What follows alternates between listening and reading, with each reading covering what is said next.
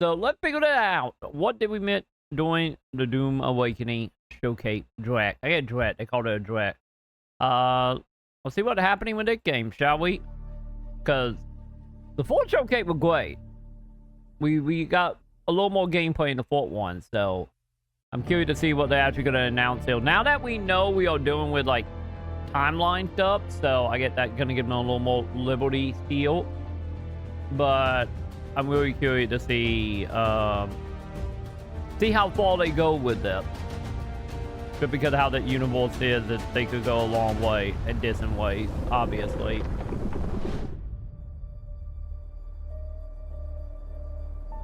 Also, if you missed the full episode, it's up on my YouTube. To Dune Awakening Direct, our series where we discuss all things Dune Awakening. So thank you so much for joining us back here on Arrakis.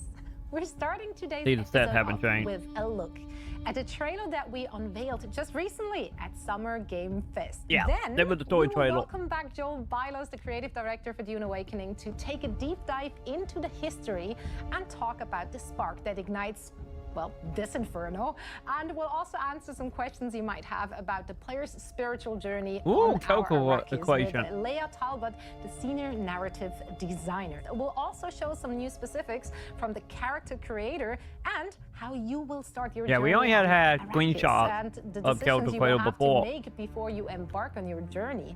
Then finally, we'll close out this episode with Joel, who's going to shed some light on what makes Dune Awakening an MMO and what sets it apart from survival games you may have played before. That good. So let's kick things off. Yeah, we need that separation. Cinematic. The only peace I find is a future that never happened. Yeah, this is the same trailer from before. One where I, Paul Atreides, was never born. I created the future until it created me. Because obviously, if we're going to get into the MMO stuff, we're going to have to start getting into like the progression and character stuff, right? A path that might have been. Especially since a lot of survival games are just MMO-like to begin with. Had obeyed her orders and given birth to a girl. Or like PvP style MMOs anyway. Dr. Yue exposed before his betrayal. A world where my father lives. House Atreides surviving the Battle of Arrakis. Sardaukar deployed to protect the spice melange. A war of assassins spreading across the planet. Fremen exterminated. No Muad'Dib. No Lisan al-Gaib. No Kwisatz Haderach. All of my visions lead to horror. Isn't that how it always goes out? This one. This one leads to you.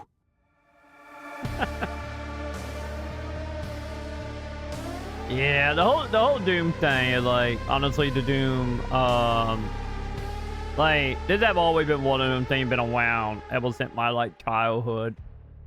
Now I have the utmost pleasure of welcoming back Joel for a quick chat. It's great to have you here again. Thank you very much for inviting me back. And we don't talk about when the book start going crazy, though. Paul does not exist in this alternate timeline, or rather alternate history. That is huge. Please walk us through the thought process of that. Sure. So when we started working on the game, we knew that we wanted to have different factions. We wanted to have it set on Arrakis. And Paul, I get one way to get around that. Casts a shadow over everything that happens Yep. there. That was the Doom I watched growing up. The universe.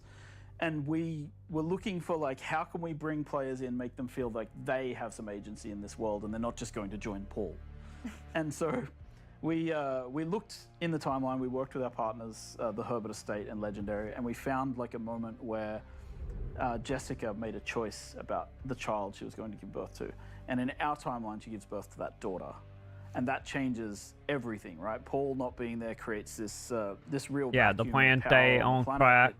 There's still a lot of the same events occur because Duke Leto was still, training this force of elite fighters that made the Emperor jealous, which made him make a deal with the Harkonnens, which made, the Atreides still end up on Arrakis. But then because of the events that Jessica chose, she is now more tied to the Bene Gesserit faction, and they have trained her as a truthsayer, and she has the recognition of Yue's betrayal before it happens. And that leads to the Atreides being prepared for the Battle of Arrakis, which means that they manage to defend themselves, which means that they don't get wiped out. And that leads to these major factions being in conflict on the planet of Arrakis. Let's talk about Lady Jessica's decision, okay. which, you know, that honestly makes sense. How we're going to do like the different whole faction thing fighting over the obviously, planet. with her complying to the Bene Gesserit rule of having a daughter, why did she even make that decision in the first place? Well, she's always been torn in her loyalties, right? She came to the Duke, and she fell in love with the Duke, but she also had the agenda of the Bene Gesserit in her mind, right?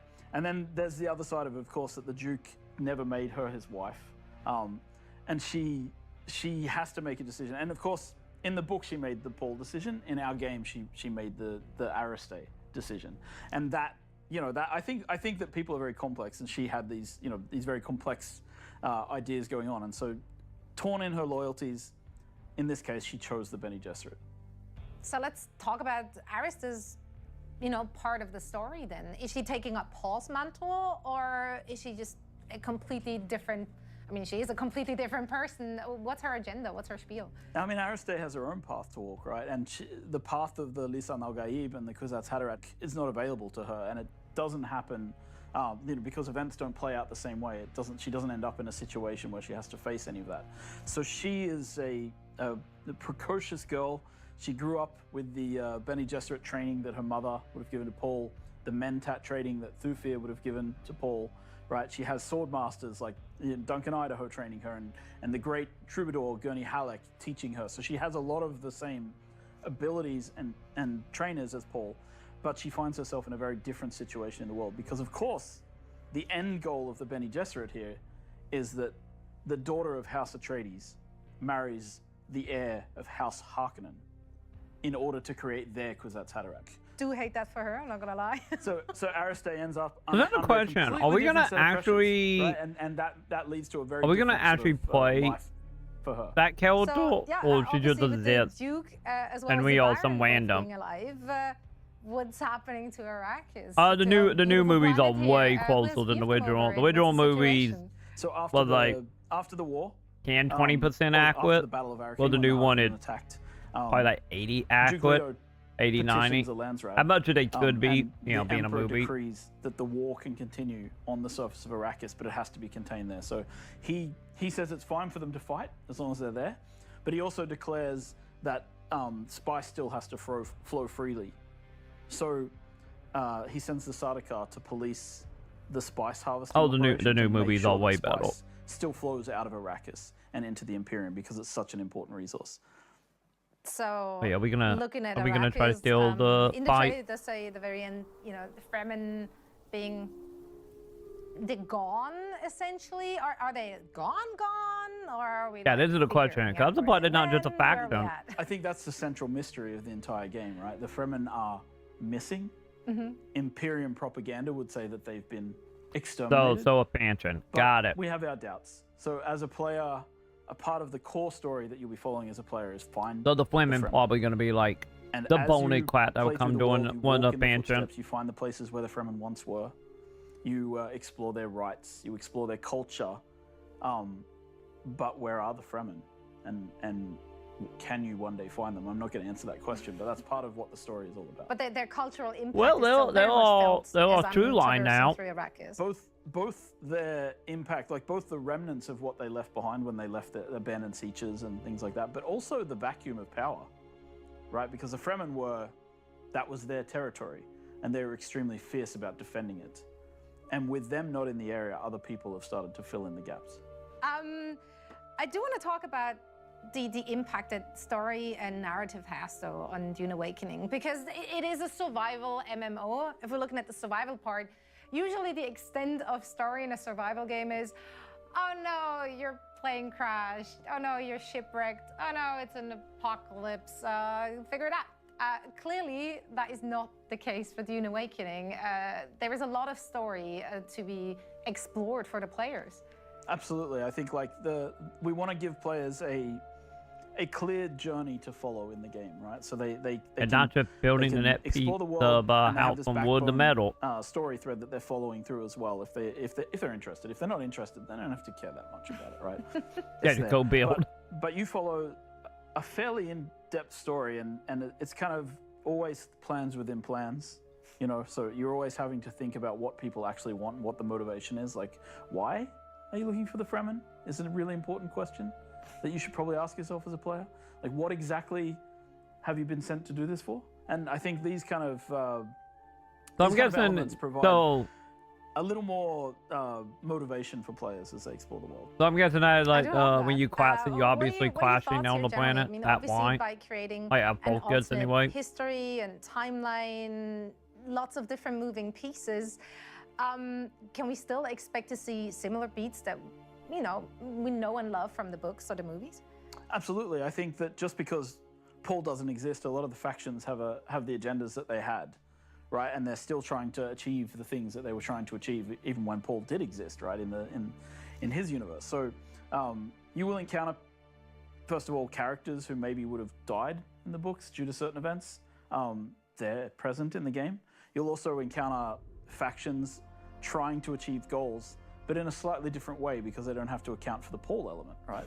So for players, it's great because I think Dune fans should get a kick out of exploring the way that the thought experiment of like, okay, if Paul's not here, what is here, and what are people trying to do, right? And I think that kind of leads to very interesting consequences as you play. Yeah, I love the far-reaching consequences that has into the future of the game as well. We talked last time already about, you know, respecting the source material, which there is so much to draw from. Yeah, we do want like a proper plate to put in MMO. How do you make sure when you're creating an alternate history, that's a big step. How do you make sure that you're not veering too far away from that source material? Yeah, I mean, I think it's just a matter of like taking the source material as always the starting point, like being able to extrapolate out in ways that are as logical as possible, and being able to say, look, I started here at point A, and my conclusion is, yes, I'm here at point B, and because of the old history, this makes a lot of sense as a logical conclusion. So we start there. Then, of course, we have like our partners at Legendary and the Herbert Estate who can keep us grounded and keep us in line with what we should be doing, right? So we run a lot of our stuff by them for fact-checking. Like, we have this ridiculously long timeline document that we've written, and I think it's like 10,000 words of just timeline. And then we've shared that to get it approved by the Herbert Estate and things like that. So we do our research, and we always start with the source material.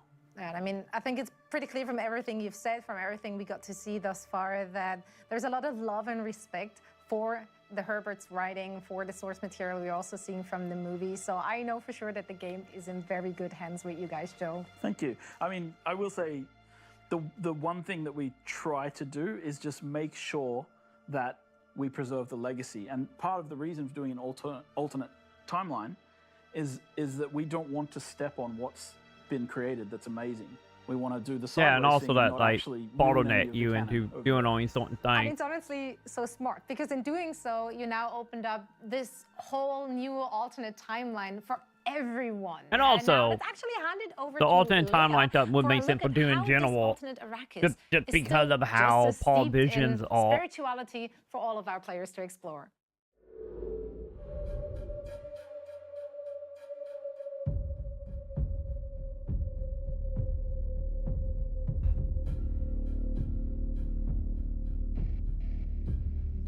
In Dune, Paul uses the Fremen prophecy of the Messiah as a tool for survival, right? He sees the path ahead, he sees the consequences of this decision, but he has to push forward because all the other path leads to chaos and to the end of his family's legacy.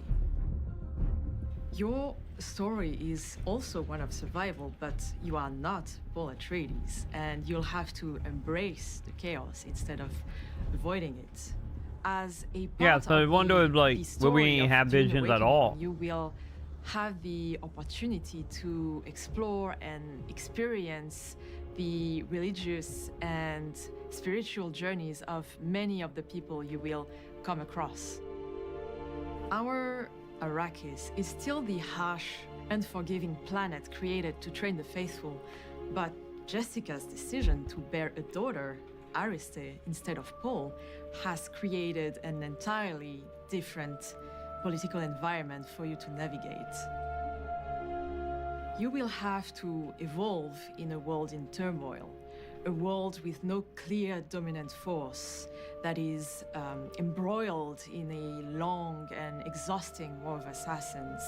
This power vacuum is breeding instability, but also opportunity for many, including you, the player. Arrakis is a crucible from which many factions and groups and sects have splintered and spread and festered, each with its own set of beliefs and waging a war against each other, fighting for their own little patch of desert. Like, for example, the Masquerade, who are a cult of religious fanatics who have copied and twisted even the Fremen way of life. As a player, you may not be the Messiah, but the spice will still guide you in your journey. You will have to learn the ways of the desert by following the teachings left by the Fremen and undergo the mystical trials of Akhl. Because for the Fremen, learning to survive Arrakis is already in itself a spiritual awakening, a spiritual journey. Villeneuve's movies have shown us the danger of taking up the mantle of a spiritual leader. They have shown us the power that comes from it, but also the damage it can cause.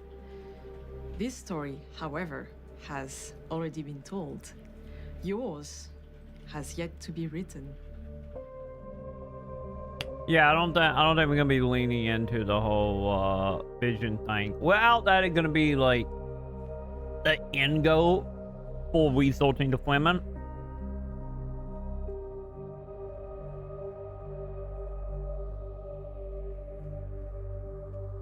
So now I bet the question, like, does it sounding like your character going to be looking for the Fremen? The story of Dune Awakening's Arrakis. And, you know, in the propaganda saying they dead, what could be the connection to you to motivate you to be looking for the Fremen? You know, story-wise?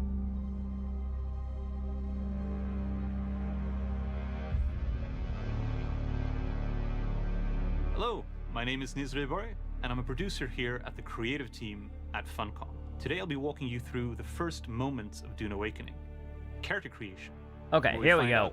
Who you are. Let's see what we got. And what you look like. Like I said, we have only seen screenshots of that before. I want to see the factions. Is what I want to see. Here we have our character creation screen. Expression and customization is one of our key pillars in Dune Awakening, and that starts here. There's a lot of customization options available for you, but if you want a starting off point, or just want to move past the customization and straight into gameplay, you can make use of some of the preset character looks we've got available. If you're like me and like making your own character from scratch, however, then there's plenty of options for you to play with. You can change your body type and your general body shape, 9. tweaking anything from height to the thickness of your arms or legs to adding freckles or even vitiligo. There's too many small details for me to delve into all of them, but it's safe to say that if you love sliders, we've got plenty of them. I want to see the other sliders. Here we go. Apart from being able to tweak the minute details of your nose or your mouth, you can even affect your age. Yeah. From my understanding, you take looks great to me. You take the Conan game, the make it more like MMO, hair, beards, and eyebrows all have different and choices put in for you Doom. to make or affect. And that's what this is. But on top of that, you can also add in tattoos and facial scars. So I imagine if you already enjoyed the Conan game, play around a bit with our makeup options. Seemed like it pretty in line with You'll have a character you can enjoy exploring Arrakis with. Okay, so it's not like super slider, it's more like 9 poor. Now that we've selected our physical appearance, we give our character a name and we continue, because we're more than just a pretty face. So the character customization is not super in depth, but it's about who you are and where you come from. Have they told you what I am? Then I will sift your words for lies. Let's begin. Where were you born? Your character's background affects how they get to Okay, interact with the that could be the people of most Arrakis, interesting giving you question different stuff. dialogue options depending on who you are. For the sake of this video, we'll be choosing the home planet of the Atreides, Caladan. A world of water. Okay, what was that? Home 5? world of the 5 Atreides. planet? Next, we determine your caste, where you belong in the strict hierarchies of the Imperium. We'll Okay, that'll select crap. La Familia for now, belonging to the noble caste. Did you give bad advice? Or make a bad deal? To be close to power is to walk the knife's edge. You had a mentor in your youth, trained by one of the schools. Who Oh, was so your this is probably default that, Unlike like the with other troops choices, or this mantle. gives us a starting ability, something we can use right as we boot into the game. Yeah. Don't worry, you're not locking yourself into a class or a specific archetype. In Dune Awakening, we allow you to create your own playstyle. So Good. if you want to combine Mentat abilities with those of the Bene Gesserit, all you need to do is find the right people to train you and choose the loadout that works best for you. So you can pretty For much right be now, any though, class at any we'll choose time the then, huh? Mentat. Come here. Kneel. Put your hand in the box.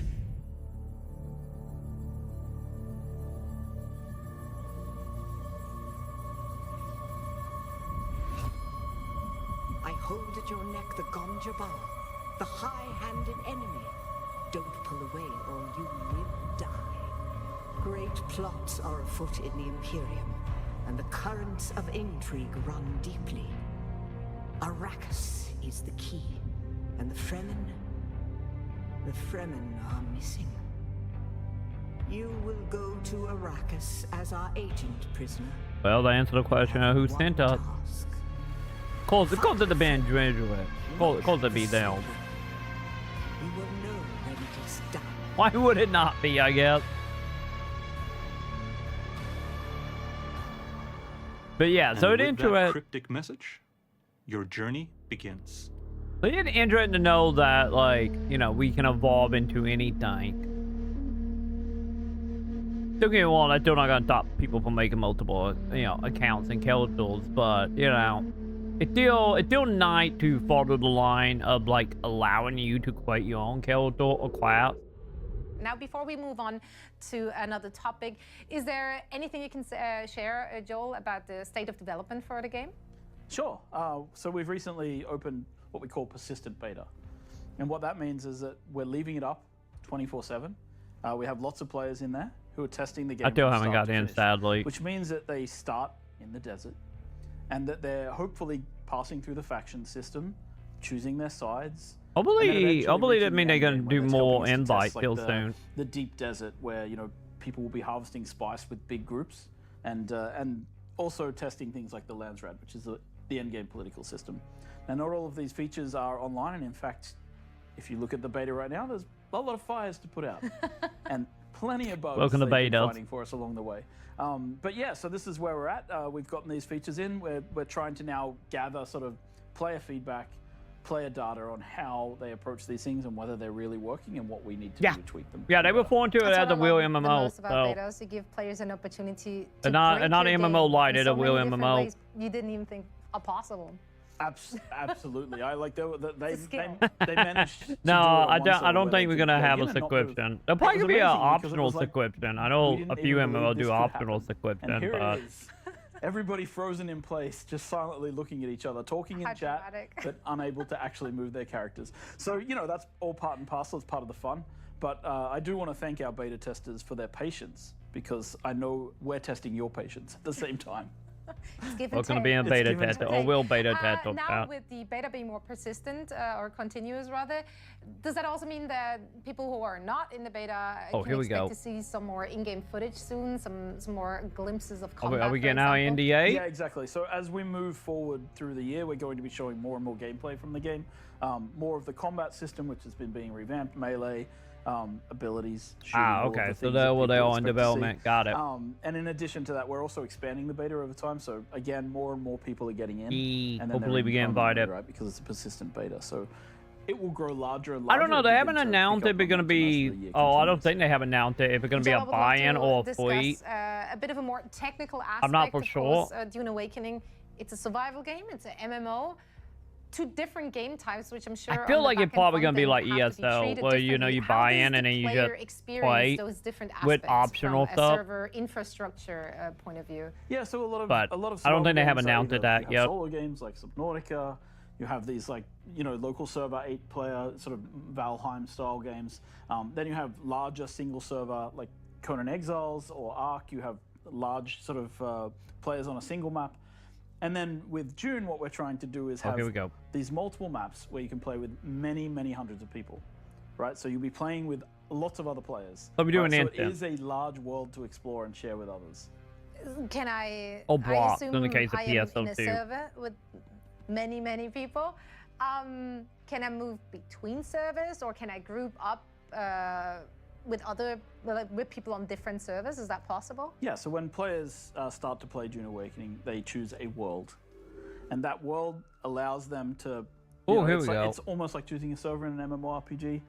But it's a large infrastructure of connected servers, and we're going to talk a little bit about that. But the idea is that as a player, you choose, you 40 join, you players, start in a huh? map, and from there, your experience should be relatively seamless in terms of how you explore and feel the world. As long as we difference between can the reason we call it customize what survival block we MMO own. as opposed to just a survival game is that most survival games do one map, one server, but we have multiple connected servers running in a single world. So this Man, is that kind could of have where caused we a come from, problem and it at also launch. allows us to have a lot more players in this structure. So how many people am I playing with on like one server, or rather even, can I play with people from other servers? Can I group up with them? Can I be in a guild with them? Absolutely, you can be in a guild with people across servers. There's no problem there. Within your world, you can join a guild with anybody, right? When you join the game, you start in a server which is a Hager Basin, right? We call it the Hager Basin. The Hager Basin is the starting server. It's a server with a minimum of 40 other players. It's a place where you can build, craft, survive, progress. If you want to play specifically with friends, you want to join the same version of Hager Basin, because Hager Basin can have multiple versions. And then from there, you move outwards. I can select which Hager Basin I'm starting with. So like if we start in the game at the same time, I can make sure that we're spawning in the same. Not only that, our server browser also tells you where your friends are playing. Okay, perfect. So it tells you exactly who's on which server, so which dimensions and which areas, so you'll know. Honestly, I Okay, so we think have different PSO2 areas, New different Genesis servers, does it different maps, really good. On said And it sounds like servers. that's How the do way I they go in that traverse well. between maps. So once you're ready to leave the Hager Basin, Well, you don't go craft between yourself zone an and ornithopter, PSO, for example, but, and you you know. fly out into what's called the Overland map. And the Overland map is a server, again, running, that you can meet hundreds of other players on, and allows you to see all the locations in the world. So you physically fly between locations on the Overland map. Now you said my homies can come and pick me up. If you're a good homie and you don't want to So, put me so in a they all dangerous like spot, where do you bring me gamifying early on? menus. Where can I meet what up they with people? doing. Where can I meet up with my guild mates even? Yeah, so once you've sort of explored the Look at that Hager one way to Basin stop and the leave with your immersion, boy. friends, you go out into what we call the Overland map. And in the Overland map, you have an overview of the entire world, and you can sort of see like the different maps that you have as an option. And one of those options are the social hubs, Harco Village and Arrakis, which are differently themed based on the different factions in the game, obviously, right?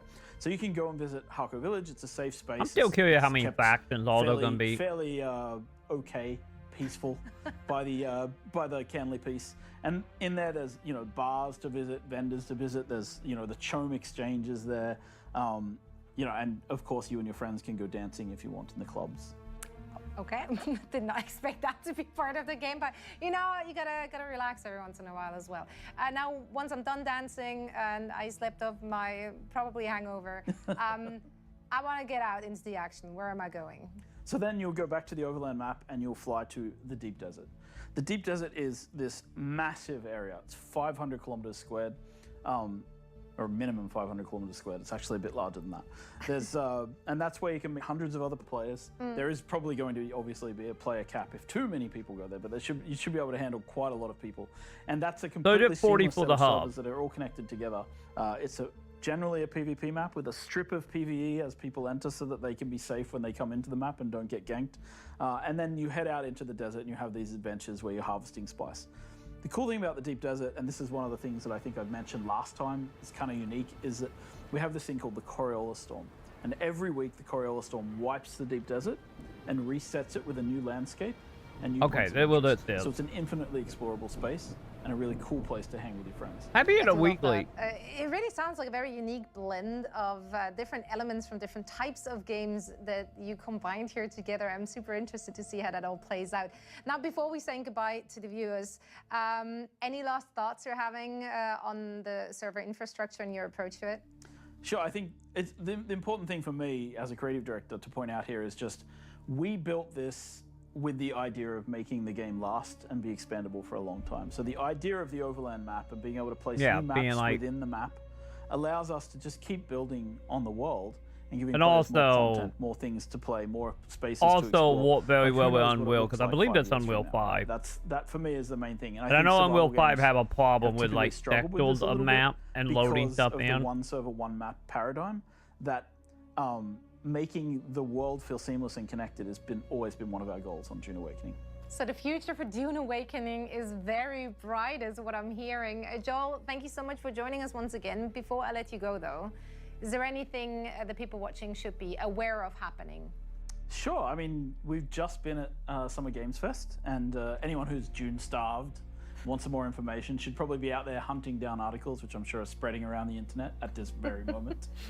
But of course, our next big beat coming up is Gamescom in August. And there we'll be showing the game live and allowing people to have a look at the future of what Dune Awakening can and will be. Awesome. Well, Joel, it was so great to have you back again here today. Yeah, this is probably still going to be a 2025 game. Always. And I'm super excited to like see super what public you and anyway. the team have to offer at Gamescom. And in the meantime, remember to wishlist the game on Steam and follow our socials at Dune Awakening. Also, of course, make sure to join our servers on Discord to take part in all the discussions and keep up to date. We also have regular sneak peeks on TikTok, Instagram, as well as YouTube. But that's it from us here today. Thank you all so much for tuning in, and make sure to join us for the next Dune Awakening Direct. All right, that was okay. You know, I feel like we got a decent amount now. Obviously, not like technically we did get a few more gameplay stuff with the character customization. We also now like know the beginning. We verified that this is a separate timeline. We not part, which is good because the trailer kind of obviously made it seem like we were going to have alternate dimensions, or alternate timeline. But good to have that verify how that is going. And actually understanding the Sobel stuff. So yeah, so pretty much what it's seeming like is obviously they're going to treat this in the same way as like Fantasy Star do. Which I guess is not surprising because a lot of MMO nowadays are kind of moving into this whole like blocks or tier system with like the Sobel structure. But yeah, it kind of sounds like they still don't have a exact number for like the open PvP PvE stuff. It doesn't seem like they have a number though, since they said like 100 plus. But I wonder why the hubs are like 40. I wonder if that like one of them cases of like I wonder if one of them cases the hubs are like smaller. And I wonder if that running into like issues with like player character plus like the NPC. Well, like probably when you in the actual like outside of safe zone stuff, is maybe that a bit easier to do since with it being so big, it's easier to like pull people in and out. So you only see like a handful of people at any given point. And I wonder if that's the reason. Since, the towns is, you probably just going to be able to just see everybody. And I get they don't want to go the way of like how Fantasy Star does it. Well, like if you have too many people on your screen, start like making the character like gray or black or like ghosts. Which I get technically doing that would be kind of motion breaking. But I'm kind of hoping they get like the city counts up a little bit. But then again, maybe they also don't want to do the high city counts because of, like silver lag once you bring in that many people. Because it could be also another thing that, especially if they're using Unreal, could be like the issue that Wayfinder went into where like when you have so many people in like one server and you having to like constantly like check like loadout and stats and whatnot, called silver lag on their end. So maybe that is kind of similar here where just like you know, way too much work the effort to bump that up and just like staple to and for stability reasons to cap it at 40. So, yeah, that is pretty much obviously what they're building with it. Like, obviously with them talking about the open sand area, now with that being the PvP part, like that sounds like gonna be very similar to the Conan battle system because I guess they're already setting that up lore wise of just being like, oh yeah, all these factions can just fight with each other along as you know the fight keep flowing type of deal.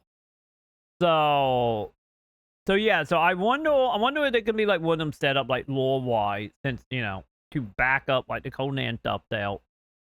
Is I wonder if the whole thing is instead of allowing like one faction over the fight, just letting all 5 of them fight. I think it said 5, right? Actually, probably I don't think they did. Never mind. However many factions there are, like fight over it, and then I'm get the Imperium.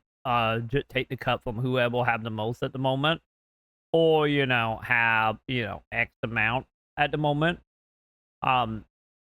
So I'm kind of interested to see if we're gonna have, obviously with like the PvP stuff, obviously since they did talk about that.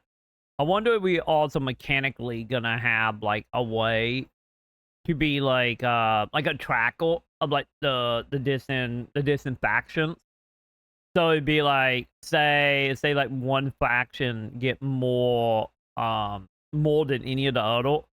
Would it be easy to be like, oh, that one need to be stopped, and then like you know you could just set up, which is obviously will they probably build into this, especially with like the political system of being like very much like Eve Online of like you know setting up like setting up like seat file between like certain clans, certain factions, to then bleed into the whole like everybody backstabbing each other.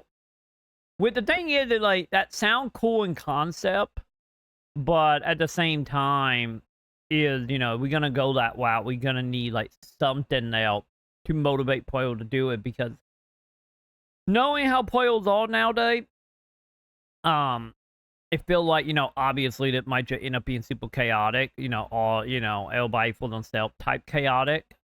So yeah, I would love to see some mechanic come back that actually players take part in. That was one of the cool thing about like Final Fantasy 11 with like the controlling of regions of factions. I just don't know. I just don't know how that would operate in you know the day and age of you know PvP online multiplayer type game.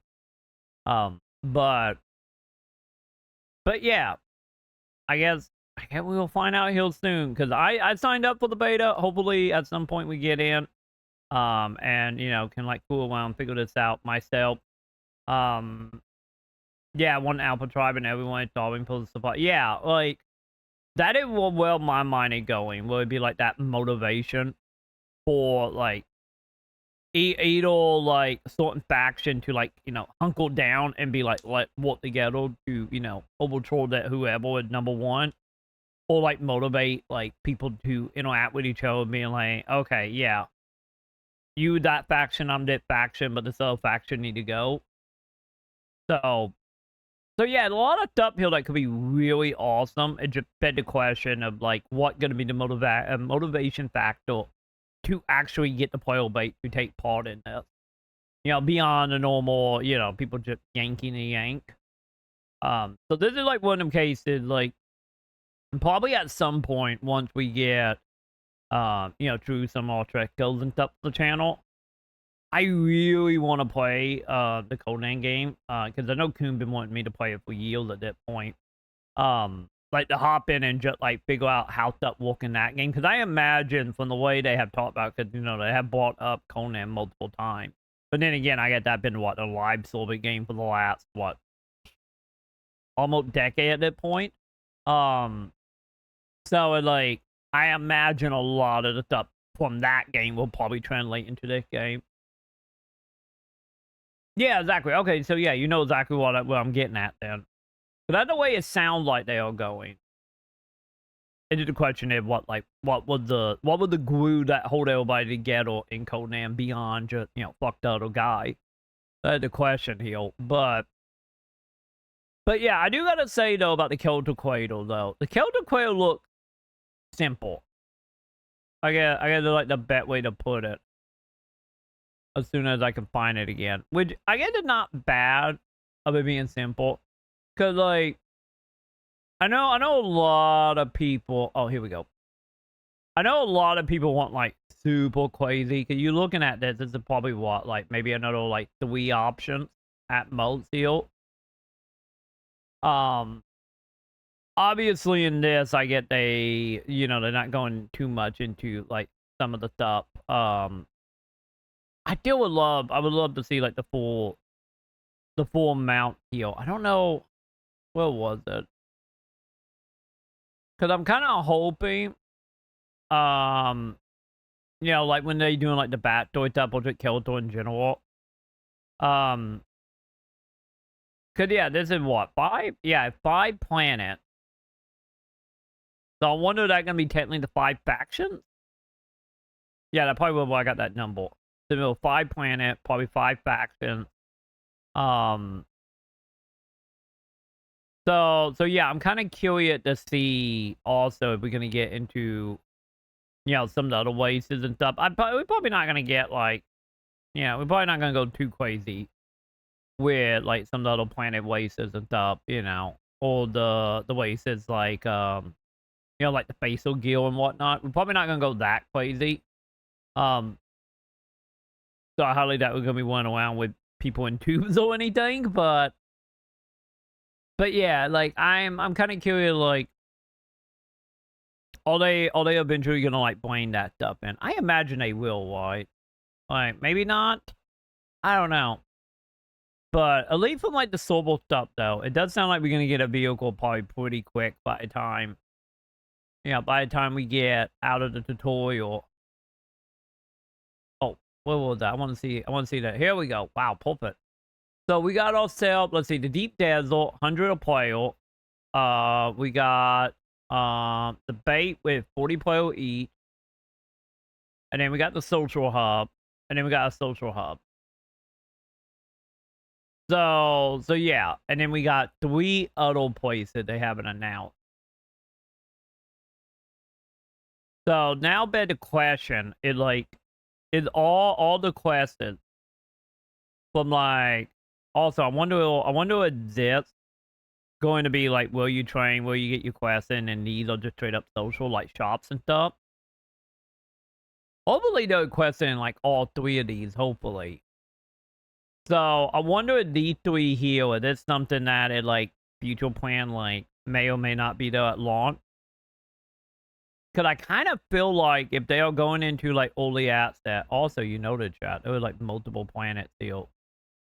Yeah, World 1 through 4, that is a lot. So, and we can see like places on this map as well. So yeah, maybe this will be launched, and then the other 3 maybe after the fact. So, because I feel like, honestly, because from my understanding is this is going to be early access. And I feel like this is going to be like the main part of early access. Is obviously the PvE, PvP zone. So I get what begged the question here is like, if we doing the MMO questing and stuff to become, any ability, any class. I wonder if that's going to be like a whole quest line, kind of like how 14 does it. Or is it just going to be more like, oh, you did level and whatever stat, you can now unlock it. Or you have X amount of currency, unlock it. I'm kind of hoping it goes to Final Fantasy 14 route. Because I really do like the way 14 handle, like, class ability, especially, like, once you get into, like, like the way of the hand and whatnot. Or way of harvesting, or whatever the other one would call it, like the crafting stuff. So I'm kind of curious, like, will we have, like, I get any that. I get technically 14 had the whole, like, quest line for, like, teacher, quote unquote. So I'm hoping they go that route, and hopefully not one of them cases we just walk up to Duncan and be like, "Hey, I want to be a sword master now," and he'd be like, "Okay, give me X amount of coins, so graduate you now a swordsman." Hopefully we'll be more in depthness there. Or elite be like, you know, you do stuff out here and be like, oh, you better at harvesting, so you go back here and get like a harvesting boot. Like I hope this will actually bleed back into all of this. But like I always say, the best MMOs are the one where every single thing loop back to each other in one way or another. But I feel like at launch it probably is just gonna be like this heal. Be nice if it is hold the other 3 zones, but I feel like this is probably like these zones are probably all the assets, and then like one of these probably be every like 6 to 7 months. Because I don't know if they have announced how long they're gonna be in all the assets, or if all the assets still the plan. I believe it is. So I'm gonna be curious to see how that actually all ends up working together. Like once we get into this, because like. They saying a lot of good things right now. Sadly though, I was kind of hoping about the whole like appointing wine at MMO. I was hoping they were gonna go more mechanical and not so much global structural. But at least we understand, you know, elite how the zones are gonna operate at least. So I get that good. But like I said, my only worry though about doing like that type of fracturing is once again making sure that all work at launch.